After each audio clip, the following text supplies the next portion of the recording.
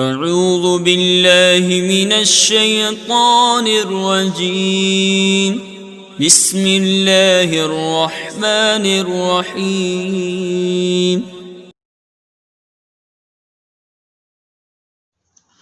بسم اللہ الرحمن الرحیم۔ میں مجاہد حسین رضوی، استاذ دارالعلوم غریب نواز الہ آباد، درجہ سادسہ کے متعلمین سے مخاطب ہوں اور ہدایہ کتاب النکاح کا درس دینے جا رہا ہوں۔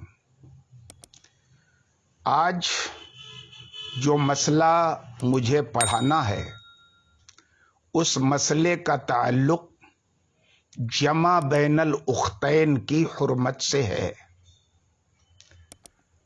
تشریح سے پہلے آپ حضرات عبارت غور سے سن لیں۔ صاحب ہدایہ کہتے ہیں وَإِذَا طَلَّقَ امْرَأَتَهُ طَلَاقًا بَائِنًا أَوْ رَجْعِيًّا لم يجز له ان يتزوج باختها حتى تنقضي عدتها۔ وقال الشافعي رحمۃ اللہ علیہ ان كانت العدة من طلاق بائن او ثلاث يجوز لانقطاع النکاح بالکلیہ اعمالا للقاطع، ولہذا لو وطئها مع العلم بالحرمہ یجب الحد، ولنا ان نکاح الاولی قائم لبقاء بعض احکامہ کالنفقہ والمنع والفراش، والقاطع تأخر عملہ، ولہذا بقی القید، والحد لا یجب على اشارت کتاب الطلاق وعلى عبارت کتاب الحدود یجب، لأن الملک قد سال فی حق الحل فیتحقق الزنا ولم یرتفع فی حق ما ذکرنا فیصیر جامعا۔ صورت مسئلہ یہ ہے کہ اگر کسی شخص نے اپنی بیوی کو طلاق دے دی، خواہ بائن دی ہو یا رجعی دی ہو۔ طلاق بائن دی تو چاہے ایک دے، دو دے، تین دے، یا رجعی دی ہو تو ایک دے یا دو دے، تو اب اس طلاق دینے والے شخص کے لیے مطلقہ کی عدت کے اندر اس کی بہن سے نکاح کرنا احناف کے یہاں جائز نہیں ہے۔ اس کی بہن سے نکاح کرنا تبھی جائز ہوگا جب اس مطلقہ کی عدت پوری ہو جائے۔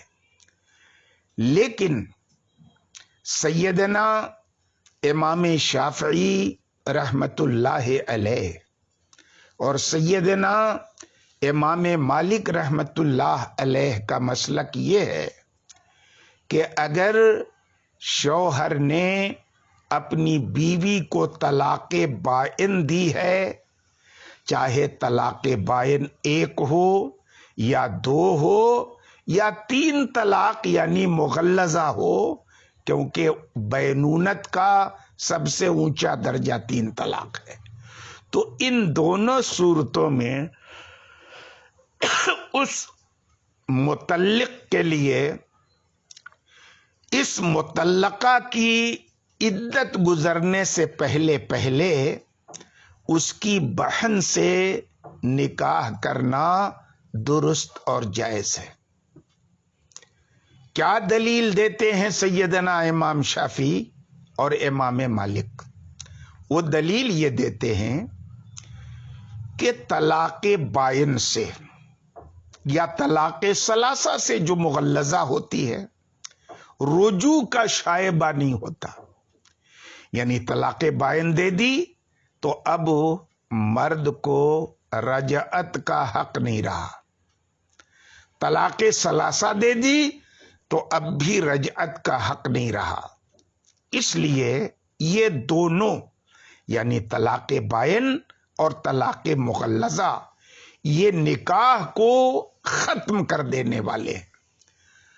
और जब तलाक बाइन को आपने अमल दिला दिया कि तलाक बाइन पड़ गई और तलाक बाइन का काम निकाह को खत्म करना है, तो जब निकाह खत्म हो गया, अब ऐसी सूरत में उसकी बहन से निकाह करना दुरुस्त हो गया, क्योंकि जमा बैनल उख्तैन निकाह नहीं पाया गया। खैर, ये रहा इनका मसलक। सैयदना इमाम शाफी रहमतुल्लाह अलैह ने निकाह के यानी तलाक बाइन की बुनियाद पर या तलाक मुगल्लज़ा की बुनियाद पर निकाह के बिल्कुलिया खत्म हो जाने पर इस बात से भी इस्तेदलाल करते हैं कि मसला ये है कि अगर ऐसी औरत का शौहर जिसको उसने तलाक बाइन दे दी है,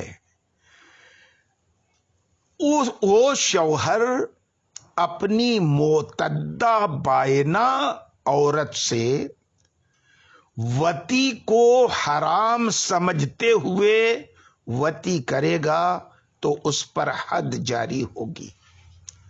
तो जाहिर है अगर तलाक बाइन या मुगल्लज़ा की बुनियाद पर बिल्कुलिया निकाह खत्म नहीं होता तो उस औरत से इद्दत के अंदर वती करना ये ज़िना न होता और उस पर हद जारी नहीं होती। लिहाजा हद का वजूब और हद का इजरा इस बात की दलील है कि तलाक बायन या मुगल्लज़ा से निकाह बिल्कुलिया खत्म हो जाता है। लेकिन अहनाफ की दलील यह है कि हम भी मानते हैं कि तलाक बायन या तलाक मुगल्लज़ा ये निकाह का काते है, निकाह का खातिम है। लेकिन बिल्कुलिया निकाह का काते है और बिल्कुलिया निकाह का खातिम है, ये बात हमें तस्लीम नहीं है। क्यों? इसलिए कि अभी निकाह से मुताल्लिक कई एक अहकाम बाकी है। मसलन जब औरत निकाह में थी तो औरत का नफका शौहर पर वाजिब था। तलाक बाइन दे दी तो इद्दत के दौरान भी उसका नफका वाजिब है। काहे वाजिब है? अगर निकाह बिल्कुलिया खत्म हो जाता और एकदम वो अजनबिया हो जाती तो एक अजनबिया का नफका इस शौहर पे क्यों वाजिब होगा? इसी तरह से आप देखें, बहालत निकाह शौहर को इस बात का हक है कि औरत को अपने घर से निकलने से रोक दे। तलाक बाइन दे दी या मुगल्लज़ा दे दी तो इद्दत के अंदर अब भी शौहर को पूरा हक हासिल है कि अपने घर से निकलने न दे और दौराने इद्दत वो उसको रोक कर रखे। तो ये क्या इस बात की दलील नहीं है कि निकाह बिल्कुलिया खत्म नहीं हो गया?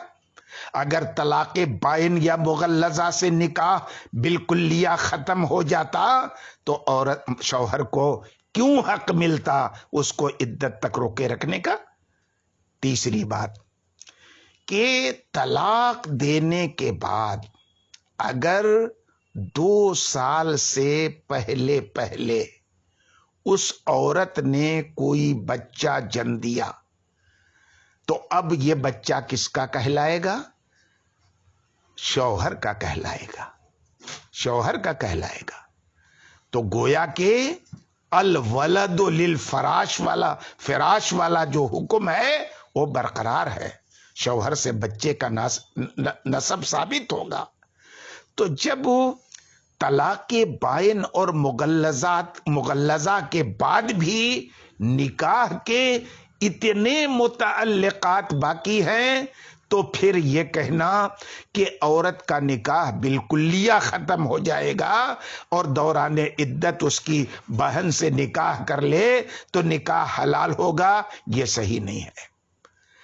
जब बिल्कुलिया निकाह खत्म नहीं हुआ, मिन वजहिन निकाह बाकी रहा, और कुरान का मुतलक हुक्म है कि दो बहनों को निकाहन इकट्ठा नहीं किया जा सकता, और यहां निकाहन इकट्ठा करना पाया जा रहा है, इसलिए नाजायज होगा। और जहां तक इमाम शाफी रहमतुल्लाह अलैह ने तलाक़े बाइन को काते निकाह करार दिया था, तो हमने आपको बताया कि ये तो हमें भी तस्लीम है कि काते निकाह है वो। लेकिन देखिए, तलाक होती कब है? जब पहले निकाह होता है। निकाह से पहले तलाक का कोई मतलब नहीं। जिस औरत से आपका निकाह नहीं हुआ है, 1,00,000 बार उसको तलाक दे दीजिए, कोई असर नहीं पड़ेगा। तलाक देने के लिए जरूरी है किसी औरत को कि पहले उस औरत से निकाह साबित हो। तो अब काते का वजूद बाद में हुआ, और जिस चीज का काते है यानी निकाह, उसका सबूत पहले हुआ। तो जिस चीज का सबूत पहले से है, जब तक वो 100% खत्म नहीं हो जाएगा, मिन कुल्लिल वजूह खत्म नहीं हो जाएगा, ये काते है मगर इसके अमले कत्ल का असर जाहिर नहीं होगा। तो ठीक है, बेशक निकाह को खत्म करने वाला है, ये काते है निकाह का तलाक़े बाइन, लेकिन इस कत्ल का असर तब तक जाहिर नहीं होगा जब तक के इद्दत पूरी ना हो जाए। जब इद्दत पूरी हो जाएगी तब इस कत्ल का असर जाहिर होगा, और उसके बाद उसकी बहन से निकाह करने की इजाजत मिलेगी। निकाह के बिल्कुलिया खत्म होने पर सैयदना इमाम शाफी रहमतुल्लाह अलैह ने जो दूसरी दलील दी कि अगर कोई औरत तलाक़े बाइन की इद्दत गुजार रही है और इद्दत के दौरान शौहर जो है ये क्या कर ले, मोतद्दा से वती कर ले, तो उस पर हद जारी की जाएगी। ये दलील दी थी उन्होंने, और इस बुनियाद पर साबित किया था कि अगर मुतल्लका बायना से बिल्कुलिया निकाह खत्म ना होता तो उस इद्दत के दौरान उससे वती करना ज़िना न होता और उस पर हद जारी नहीं होती। अहनाफ की तरफ से इसके 2 जवाब दिए गए हैं। पहला जवाब ये दिया गया है कि हमें यह तस्लीम नहीं है कि इद्दत के दौरान मुतल्लका बायना से कोई शौहर वती कर ले तो हद जारी होगी उस पर, जैसा कि मबसूत की किताबुत तलाक में इसकी तरफ इशारा मौजूद है। भले सराहतन नहीं है लेकिन इशारतन ये बात कही गई है। वो क्या कही गई है कि अगर मुतल्लका सलासा ने जिस औरत को 3 तलाक शौहर ने दे दी है, तलाक देने के दिन से 2 साल से जायद मुद्दत के बाद किसी बच्चे को जन्म दे और शौहर दावा कर दे कि ये बच्चा मेरा है, तो उस शौहर से बच्चे का नसब साबित हो जाएगा। 2 साल जो अक्सरे मुद्दत हमल है, उससे जायद पर बच्चा पैदा के होने के बाद नसब का साबित होना इस बात की खुली दलील है कि मोतद्दा से निकाह करना ज़िना नहीं है। اگر ہوتا زنا ہوتا تو 2 سال سے زائد کی مدت میں جو بچہ پیدا ہوا ہے اس سے نسب ثابت نہیں ہوتا، باپ سے نسب اس کا ثابت نہیں ہوتا۔ تو اب نسب جب ثابت ہو رہا ہے تو گویا کہ معتدہ کے ساتھ وطی حرام نہیں ہوگی، وطی حرام سے نسب کا ثبوت نہیں ہوتا۔ تو اب اس بنیاد پر جب وطی حرام نہیں ہوگی نسب کے ثبوت کی بنیاد پر تو موجب حد بھی نہیں ہوگی۔ ہاں، اسی مبسوط کے کتاب الحدود میں صراحت موجود ہے کہ اگر معتدہ بائنہ سے شوہر وطی کر لے تو یہ وطی زنا قرار پائے گی اور اس شوہر پر حد جاری کی جائے گی۔ تو اب اس کا جواب یہ ہے کہ دیکھیے، ہم یہ نہیں کہتے کہ نکاح من کل الوجوہ ختم ہوا ہے، ہم یہ مانتے ہیں کہ بعض اعتبار سے نکاح ختم ہو گیا ہے اور بعض اعتبار سے نکاح ختم نہیں ہوا۔ جس عورت کو طلاق بائن دی گئی تو اب اس عورت سے یہ عدت کے دوران جو ہے وطی کرنے کے حق میں حلت ختم ہو گئی، اب وطی نہیں کر سکتا معتدہ بائنہ سے، اور وہ وطی زنا کہلائے گی۔ تو وطی کے حق میں نکاح ختم ہو گیا، اس لیے وطی کرنا حلال نہیں ہوگا، اور جب حلال نہیں ہوگا حرام ہوگا تو زنا کا ثبوت ہوگا، اور زنا موجب حد ہے۔ لیکن جو مسئلے کی صورت بیان کی گئی ہے نا، مثلا نفقے کا وجود دوران عدت فراش کا ہونا، گھر سے باہر نکلنے سے شوہر کو اس بات کا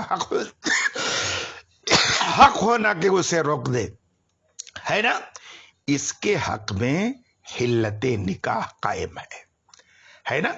تو اب وطی کی حلت کے حق میں نکاح ختم، اور نفقہ فراش اور منع عن الخروج کے حق میں نکاح باقی۔ بہن سے عدت کے دوران جو نکاح سے روکا گیا ہے اسی بنیاد پر کہ بھلے ایک اعتبار سے نکاح ختم ہو گیا ہے لیکن دوسرے کئی اعتبار سے نکاح ختم نہیں ہوا ہے، اس لیے جمع بین الاختین نکاحن پایا جائے گا، اور ایسی صورت میں یہ نکاح جائز نہیں ہوگا بلکہ حرام ہوگا۔